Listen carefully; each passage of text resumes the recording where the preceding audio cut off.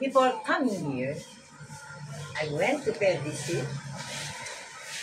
in the National Shrine of Our Lady of Sorrow in Flores, Quezon.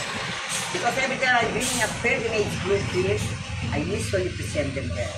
And today, I thank Our Lady of Sorrows National Shrine because I beg for the grace that I be able to realize and fulfill my pilgrimage ritual performance, documenting the sacred prophetic prophecy of Mount Banahaw. Because in my University of the Philippines research and in my book, Pamatalaan ng Pagbubukas at Iba ng Mahal na Ina, or Sacred Prophetic Politics, the Unfolding of the Covenant with the Great Mother, I stated there that the Mount Banahaw is a mirror of the entire Philippines.